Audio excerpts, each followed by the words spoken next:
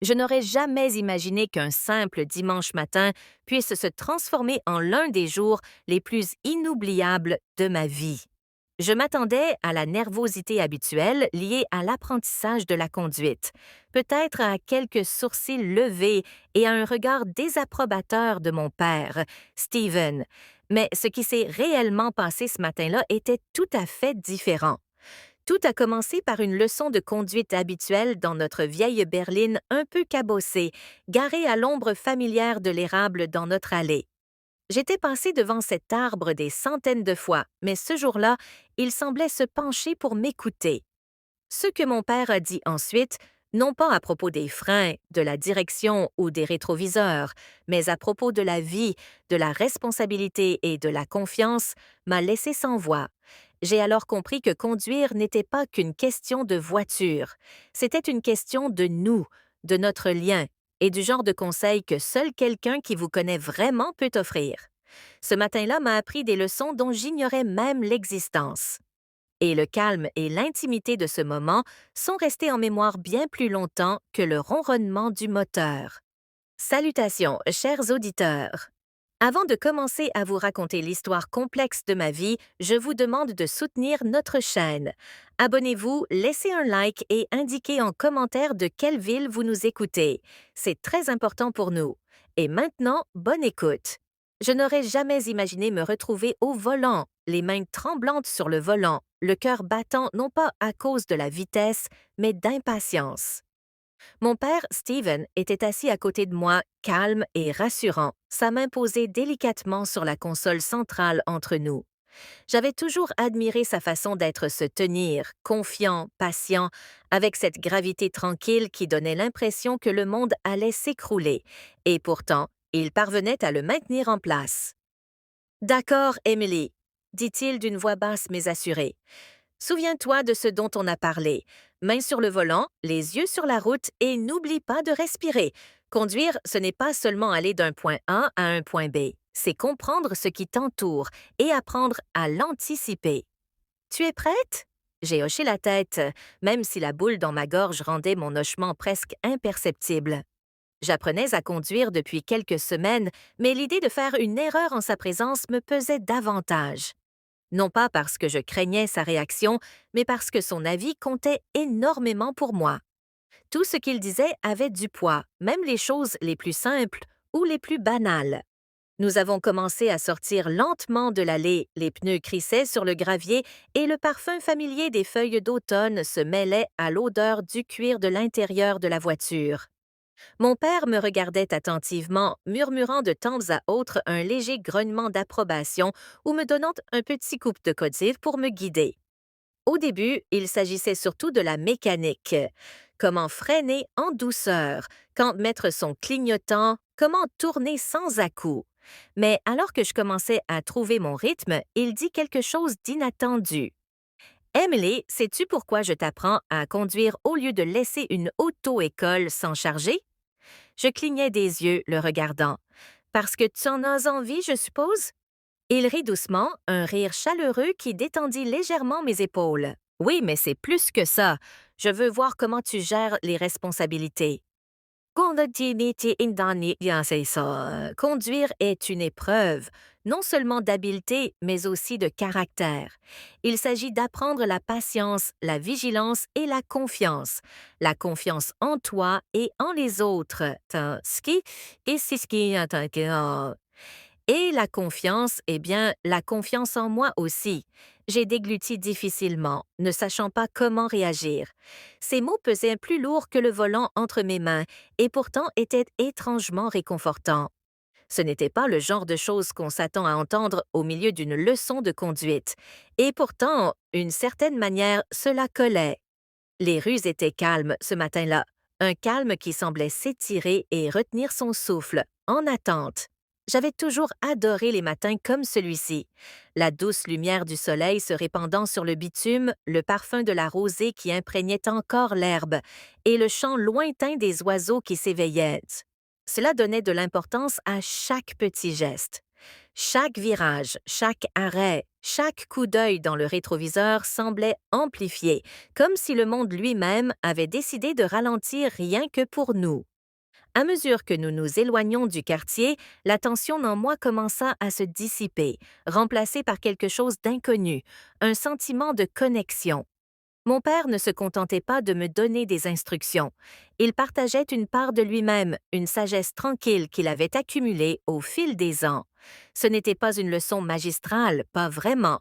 C'était plutôt une conversation, sauf qu'elle se déroulait dans le silence, entre les changements de vitesse et quelques coups d'œil occasionnels dans le rétroviseur. Puis, juste au moment où je pensais avoir trouvé mon rythme, il m'a posé une question qui m'a prise complètement au dépourvu.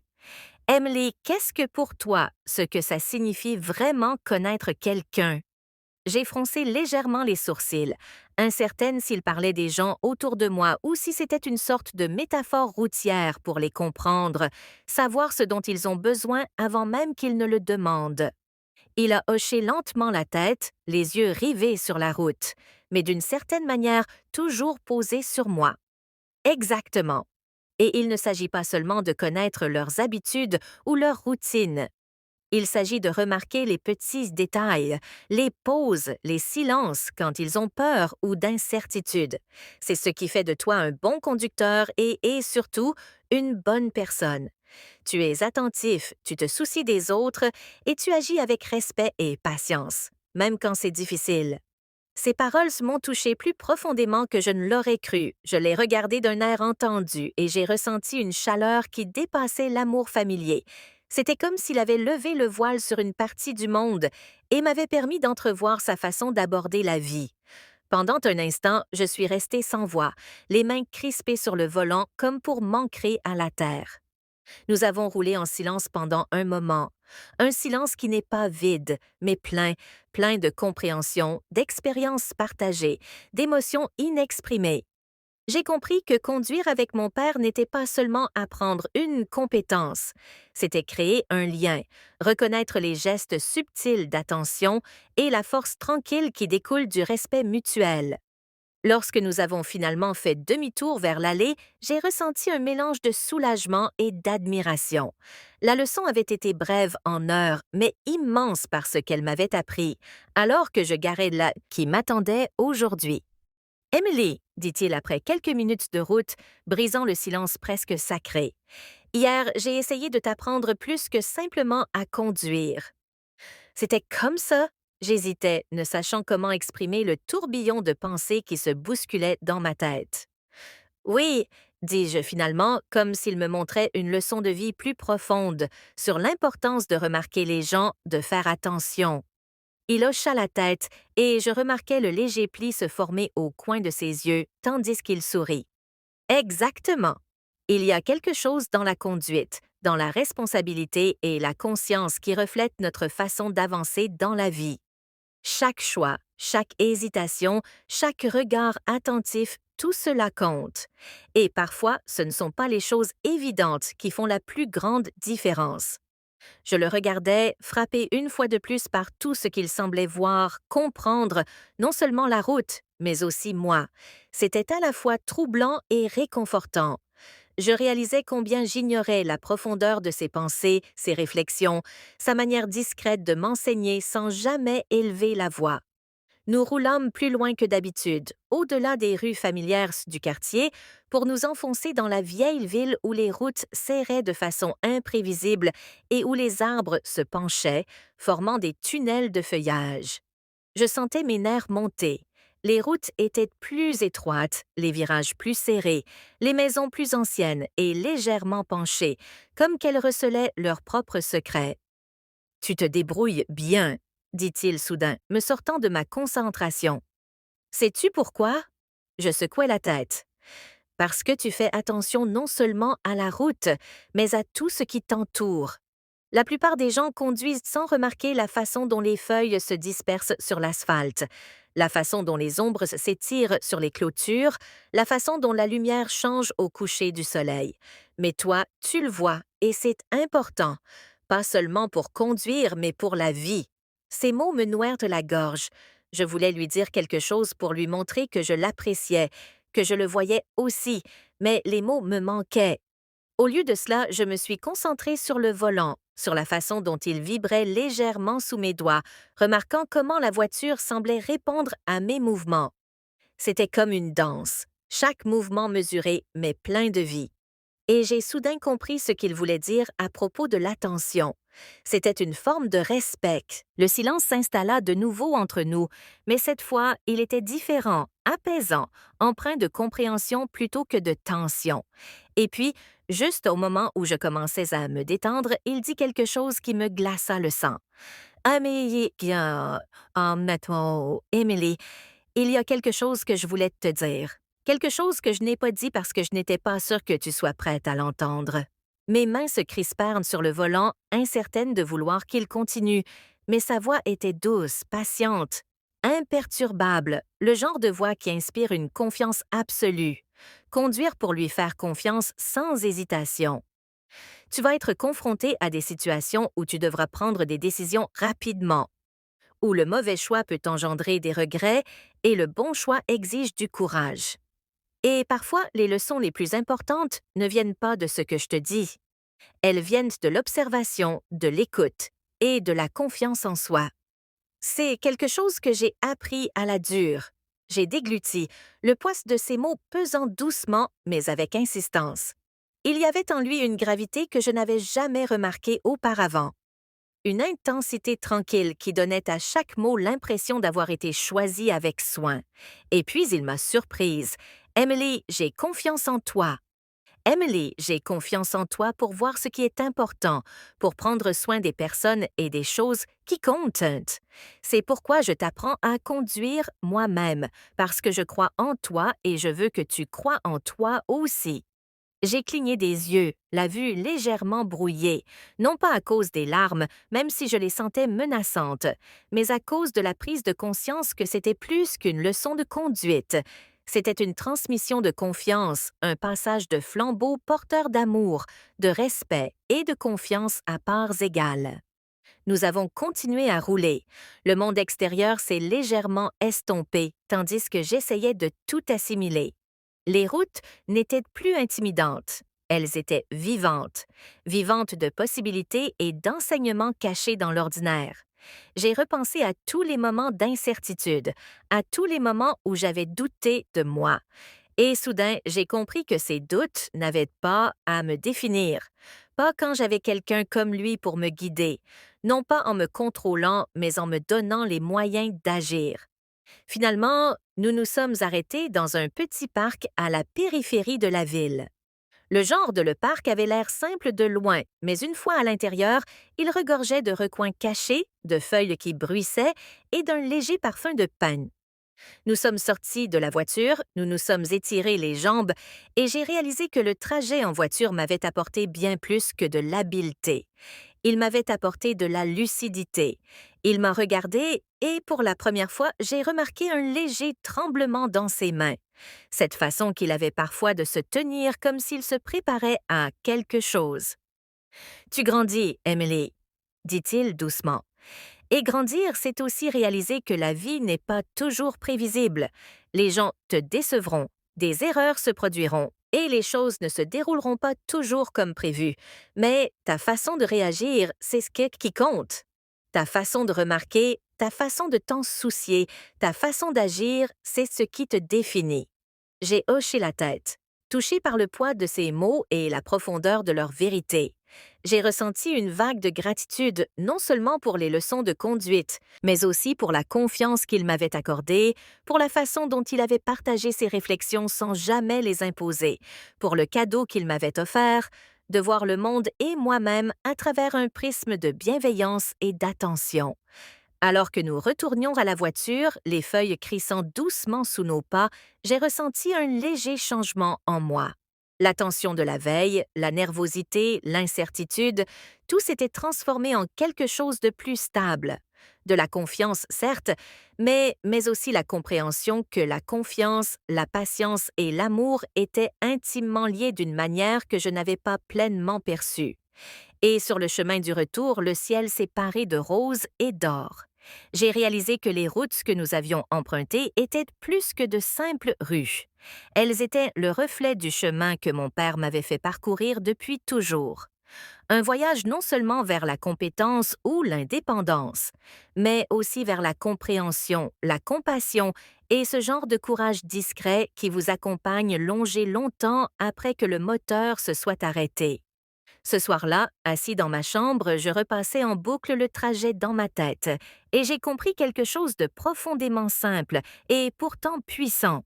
Les leçons les plus importantes surviennent souvent quand on s'y attend le moins, dans l'ordinaire, de la part de personnes qui se soucient profondément des autres et qui voient plus loin que elles ne le laissent apparaître. Et je savais sans l'ombre d'un doute que je n'oublierais jamais la façon dont mon père m'avait parlé. Le réveil m'a fait confiance et la façon dont ce trajet avait discrètement remodelé ma compréhension de moi-même et du monde qui m'entourait. Le lendemain matin, la lumière du soleil inondait ma chambre en rayons dorés, et j'éprouvais une excitation discrète que je ne pouvais pas vraiment expliquer. Conduire était devenu plus qu'une leçon, c'était une expérience partagée, une conversation sans mots, et je me surprenais à l'anticiper avec un mélange d'émerveillement et de respect. Je ressentais encore le poids de la confiance de mon père de la veille, un ancrage discret qui m'avait rendu capable de choses que je n'aurais jamais cru possibles.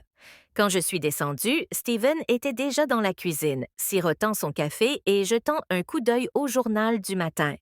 Il leva les yeux et nos regards se croisèrent un instant et je perçus une lueur de cette compréhension tacite que nous avions tissée au fil de ces trajets.